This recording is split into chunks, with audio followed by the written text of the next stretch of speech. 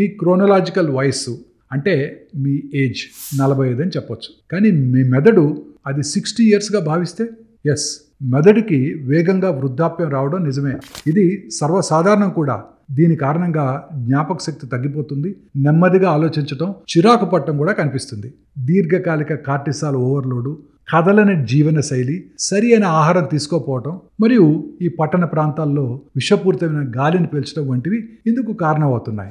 మెదడు యొక్క grey matter సన్నగిలుతోంది, connections బలహీనపడుతున్నాయి. కానీ ఇది పర్మనెంట్ కాదు. న్యూరోప్లాస్టిసిటీ ద్వారా మెదడు యొక్క సామర్థ్యం, అనుభవాలు నేర్చుకోవడం ద్వారా కొంత క్షీణతను తిరిగి మార్చవచ్చు. అందుకోసం మనం ఏం చేయాలంటే లోతైన నిద్ర, జ్ఞాపక శక్తిని పెంపొందించే పనులు చేయటం, శారీరక కదలికలు మానసిక శ్రేయస్సుని గణనీయంగా ప్రభావితం చేస్తాయి. మెదడు వృద్ధాప్యం స్పష్టంగా కనిపించే వరకు వేచి ఉండవద్దు. అది చాలా నిశ్శబ్దంగా ప్రారంభమవుతుంది. దాన్ని మార్చగలిగినప్పుడు మెదడు వృద్ధాప్యాన్ని తిరిగి పొందవచ్చు. మెదడు ఆరోగ్యం పూర్తిగా సన్నగిల్లక ముందే మీరు జోక్యం చేసుకోవాలి.